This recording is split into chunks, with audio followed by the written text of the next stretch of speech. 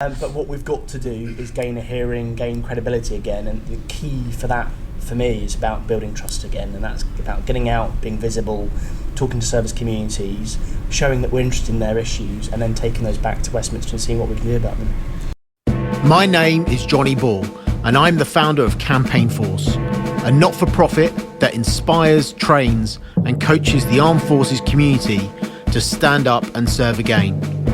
I've served on the front line of military operations and in civilian life, the front line of UK politics. This Veterans in Politics podcast is a set of interviews brought to you by Campaign Force and sets out to explore how the military community can help make our politics a better place.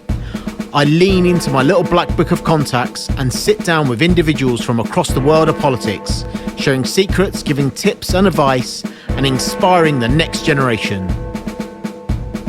We are Campaign Force. This is the Veterans in Politics podcast. Let's introduce you to our guest. Welcome to our party conference special episode with Shadow Armed Forces Minister Stephen Morgan MP. This episode was recorded live, face-to-face at Labour Party conference. Stephen and our host Jonny begin by talking about Stephen's D-Day veteran grandfather, how he has influenced his outlook, and his thoughts about engaging with the armed forces community. We'd like to thank our sponsors, Job Oppo and Company X Consulting, for their support. It's time for you to meet our guest. It's absolutely brilliant to be here at Labour Party conference with the Shadow Armed Forces Minister, Stephen Morgan. How are you? Not too bad, thank you. How's conference so far? Good. So we're obviously the second day in, but lots to do, and looking forward to getting out and about and talking to people over the coming days.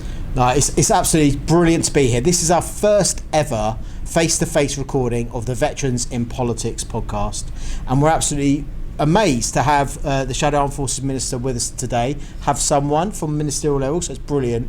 But first of all, before we roll into things, can you perhaps explain to us a little bit, what is it like to be Shadow Minister for the Armed Forces, and what's your experience so far of the role? So first of all, John, I just want to thank you for what you're doing to encourage people to stand up and serve, be it on a council, as a police and crime commissioner, or as a parliamentary candidate. I think you really are inspiring people to stand up and serve, and that's hugely commendable. And it's really good to be doing it in an audience of people that I've often seen on Twitter or on Zoom in the past year, and to know that actually they do exist and they're real people, because we're physically together today. So it's good to be here today, and thanks for your time. No, cheers. No, well, thanks for saying yes, because you could have always said no. This random punter asked you to come on the podcast. So no, cheers for being here. But so yeah, how's it been though, being Shadow Armed Forces Minister? So I'm one of three Shadow Defence Ministers, so I work alongside my colleague Steph Peacock and Chris Evans, working to John Healey. Obviously the past year has been incredibly difficult with the pandemic, so there's been lots of meetings online, on Teams and Zoom, and I've been just desperate to get out and about and talk to serving personnel, visit defence industry, and just really sort of engage with the service community, hear their views and concerns. So my brief is pretty varied, so it could be about ceremony and medals to cyber, and obviously it's been a very busy time in Parliament. We've been looking at the Overseas Operations Bill, then the Armed Forces Bill. There's been lots of statements on issues around Afghanistan, obviously. With some of the team shadowing, it's meant that I've been in the chamber a lot more than ordinarily I would be. It's a very busy time. I recognise the sort of challenge that Labour faces on defence, but I'm thoroughly enjoying it, and any opportunity to shout that Portsmouth is the heart and home to the Royal Navy, I take those opportunities. Well, before we came here today, and before we met, obviously I do follow you on Twitter, so seeing all your campaigns and seeing your work has been absolutely amazing. But I'd like to understand why it is people are interested in quite a niche subject that is defence. And I was reading into it. I understand that your grandfather was a Normandy veteran. Is that right? Yeah, that's right. So both my grandparents served in the Second World War. My grandfather on my dad's side moved from the Rhondda to Portsmouth to serve in the Royal Navy, as you'd expect in Portsmouth. My other grandfather lied about his age to join the army, so he was in the Royal Army Service Corps. He left Southsea and landed on the Normandy beaches on his 70th birthday. Wow. So incredibly proud of the sacrifice and service that he provided our country. I really regret sort of growing up not asking him enough about his service. Yeah. And I wish I'd sort of probed him a bit more, but towards the end of his life he shared with me a cigarette tin. He was a big smoker, And as a kid, I used to chop up his cigarettes, which he absolutely hated me for, but left me the sort of tin full of photographs of his service. And there were some lovely photographs of my grandmother at the time, his girlfriend. She used to write him love letters that she used to send him during the war. She apparently also sent them to someone else, which is slightly worrying. So we've kind of tried to forget that. But some brilliant photographs of his service, and I just regret that I didn't ask him more about his time. When he came back to Portsmouth, he helped set up the Normandy Veterans Association. So I was one of those kids that would go to the British Legion every Saturday for a celebration, a drink, for a Christmas party occasionally. So I sort of grew up around that and really enjoyed going to Navy days as a child and jumping on a frigate or destroyer and seeing what our armed forces do. How would you say that's influenced your approach to campaigning or politics? Has that been a driver in your life? Yeah, I mean, obviously, Portsmouth being the heart and home to the Royal Navy, the Royal Navy is in our city's DNA. So, it's so important for jobs, it's so important for our national security, and I think it's absolutely driven my politics. For me, the first task of government is the security of our nation. So, you've got to get that right if you want to be in government. And the reason why I sort of stepped up and served myself and wanted to go into politics, I joined the party when I was 16. It took me a while to sort of stand for the council, and that was partly because I was in politically sensitive jobs for most of my life, was because at the end of his life my grandfather didn't get the care that he needed from social care, and I think that's absolutely outrageous that someone who serves our country deserves the very best from society, and sadly he didn't get the services that he needs. So I'm doing my best to stand up for people like him. Oh well, I think the experience of my own grandfathers who served in the regiment that I served in, or the pre-regiments of the Princess of Wales's Royal Regiment, which is indeed the county regiment of Hampshire, Kent and the South East essentially. They've definitely been a key influence on my life and their example. And you mentioned the Normandy Veterans Association. I also think that we, as a veterans community, and those of us that have influence, such as in politics, can really learn from their example. And I'm really struck at the moment, as an Afghan veteran myself, that there's probably room for an Afghan Veterans Association. So I'm sort of putting you on the spot a little bit here, but do you think there's room for associations like that to learn from our forebears as we go forward and come out of future conflicts, would you say? Absolutely right. And one of the things I was very keen to do after what we've seen in the last few weeks is to talk to veterans groups about how service personnel are feeling right now, and plenty are feeling pretty despondent ultimately. So I think any opportunity to bring people together to share that pain and come through that together collectively absolutely should be encouraged. Yeah, I really do think that we should learn from the example of our forebears, because we've got a lot to live up to, right? People like your grandfather at 17 on the beaches of Normandy, it just doesn't bear thinking about what they went through.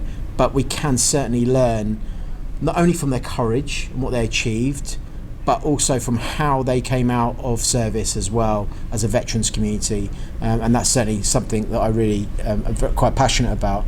And you mentioned, of course, your patch as home to the Royal Navy, and I could just see you start to smile when you talk about your home patch. How do you think that this has influenced the Labour Party's approach, particularly as you are someone of influence within the party, around the defence brief? But how do you think that the relationship with the armed forces community has changed in recent times? And how do you think that your own personal link, due to your grandfather's story and the fact of where your constituency is, has influenced that? So I recognise that we've not got it right in the past, and there's absolutely much more we need to do as a party if we want to be credible. And I wake up every morning, and at the moment I decide what I want to say. I want to wake up and change our country for the better, and the only way you can do that is by electing a Labour government, in my perspective. So there's much more we need to do on defence. We trail the Tories in the polls currently. We're getting slightly better. I think we're 2 points better than we were this time last year. Well, if you can't say it here at Labour conference, where can you say it? But what we've got to do is gain a hearing, gain credibility again, and the key for that, for me, is about building trust again, and that's about getting out, being visible, talking to service communities, showing that we're interested in their issues, and then taking those back to Westminster and seeing what we can do about them. Yeah, and I think one way, not just Westminster as well, but in those local communities, and that's probably where people will see party politics a little bit more closer to them, I've got a background in local government too, and I'm very passionate that this is one area where if you have veterans more visible serving in local councils, then the understanding of the armed forces community will go part and parcel with that. But how do you think that we can better encourage veterans, spouses, reservists, cadet force, adult volunteers to actually stand up and serve again in local councils? Because I know that you've got a distinct background in local government, is that right? That's right. So yeah, was a local government officer, was briefly a councillor before getting elected to Parliament. I mean, in the audience today we've got Mike from Tunbridge Wells, Alex from Basingstoke, Andy from North Tyneside, that are doing that work day in, day out in local government, you know, alongside our armed forces communities, focusing on issues that matter to communities and then standing up for veterans, serving personnel and families. A few weeks ago, with Labour Friends of the Forces, we held an event to say what can we learn from local government around engaging the armed forces community, and I think we just had an hour for that session, and we completely ran out of time because there were so many examples of what Labour run local authorities or Labour groups across the country were doing. You know, massively impressive. Take Councillor Nadia Martin in Rushmore doing a really good survey to understand the issues that families are facing in service accommodation, using that information then to improve outcomes for those families. Really good practice across the country, and I think it's our task in Labour to showcase some of that and encourage others to do similar things as well. I think it's critical. Local government is the politics closest to us all, but perhaps not as, you know, not the sexy part of politics. People think about politics, they think about the Punch and Judy of Westminster and the prominent figures. But if we're going to achieve anything, any change within the armed forces community, local government's where it's at for me. And there are 20,000 local government representatives across the UK. No one has a clue how many of those are veterans. And I know there's an opportunity to work with organisations like the Local Government Association and get that into the census. So we can actually ask the question from the veterans community, have you served? And I know we've seen that in the census in recent times, so perhaps we can learn from that and expand that, but it's really important. And with that, you know, the armed forces community are actually quite a diverse community. I think I learned earlier on from the Labour Friends of the Forces that 80% of the Commonwealth community are Fijians that have served in the UK Armed Forces. So it's an opportunity there. Therefore, if we are to encourage the Armed Forces to stand up and serve again, particularly the veterans community, it'll make our politics diverse too. But how do you think that we can make our politics diverse? Because, you know, we still have an issue in certain representation parts of the community. How are we going to make our politics more diverse? So I think it's a real challenge for all political parties, and I think Labour has obviously historically had a good reputation around representing diverse communities, but we've got much more to do. I held an event in Portsmouth last week. You know, we've got 7 councillors in Portsmouth, but we want to get more councillors elected and from a diverse set of communities. So we've got to remove the barriers to standing for office. I think getting elected into local government is a really good starter for 10 to then potentially stand for Parliament. Labour Friends of Forces have done this fantastic Boots to Benches event, so we can learn from people like Sarah Church and Dan Jarvis that have gone through that process themselves. We've got to do everything we possibly can to make it as easy and accessible for people to stand for office, because the values that our armed forces have really do mirror what those in public life, in parliamentary roles, have as well. So I think we've got to encourage it to the best of our abilities. Did you face any of those barriers yourself coming into politics, and how did you overcome those if you did? Good question. I wasn't on the brief. I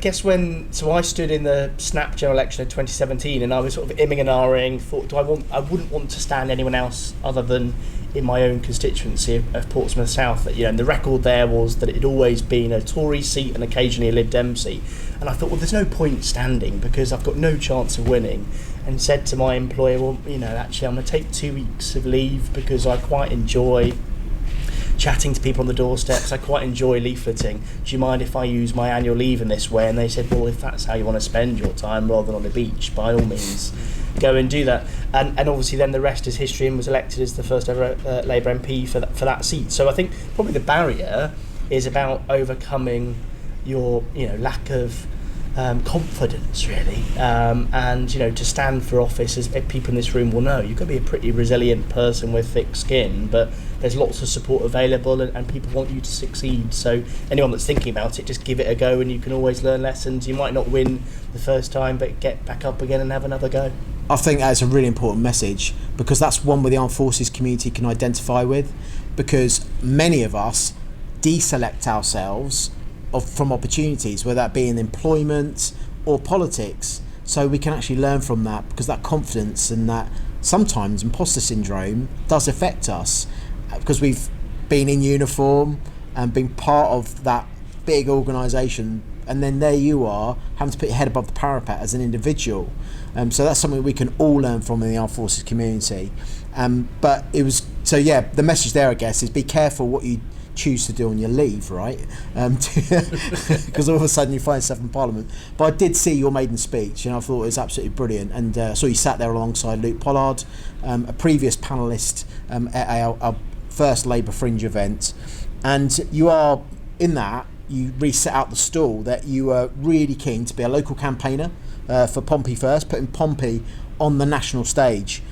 How on earth do you self-assess how well you've done? What are those measurements that you put in place about how successful you're going to be with that mission?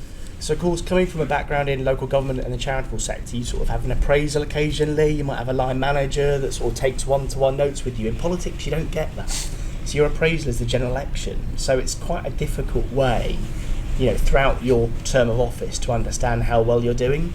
So for me, that's about being visible, about being transparent, about being accountable. So being out and about as much as I possibly can to hear what people are saying, and listening more than actually talking, and also about being really clear on what you want to achieve. So having a set of priorities of things you want to do. You've got to have that breadth in politics, but on some issues you've got to have depth as well. So being strategic. The best way I think you can plan your week is sort of sitting down and saying, what do I want to get out this week, and how do I then fit my time in to match those priorities? So, and then listening to others and engaging with others and learning from good practice. I really enjoy talking to other colleagues to say what's working well for you, what are you doing, and pinching that best practice, because I think we're all trying our very best, but there's ways that you can learn from others around what they're doing. And I guess the ultimate measurement of success, right, is people voting for you. And you seem to be doing all right at that. It's going all right so far, yeah, but much more to do. And and I really believe in the power of local government, and that's why in Portsmouth I want a really big team on the council, because I think actually one of my frustrations with politics as an MP is that sometimes you're the front door of government departments, or you're essentially going along with what the whip tells you on voting. But in local government you can really transform people's lives on a daily basis, because you're so much closer to the decisions that affect people's lives. So anyone that's listening today, I'd really encourage them to stand for local government first, because I think that's a really good starter for 10 for a potential parliamentary career at some point in their lives. Absolutely. Do you know what? I think we'll end on that advice. Stephen Morgan, thank you very much for sitting down here at Labour Party Conference 2021. And let's catch up again soon. Please do. Thank you. Job Oppo are pleased to be working with the Veterans in Politics podcast series to help us in our quest to change the narrative around veteran employment. Thanks to the Veterans in Politics team for giving Job Oppo the chance to be involved in this fantastic initiative. Together, we hope to help many veterans realise their potential and secure the job, not just a job. Company X Consulting Limited are a consultancy company specialising in the provision of skills such as programme, project and portfolio management, information assurance and cyber services. We offer full transitional support to the veterans and service leavers community. We are currently recruiting. To find out more about our business, please visit our website at www.cxe-ltd.com or check out our LinkedIn at Company X Consulting Limited. Thanks to our guests, and thank you for listening. If you've enjoyed this podcast, hit subscribe now. Alternatively, you can support our mission by checking out in the show notes below, where you can rate, donate, or become our mate. Thank you.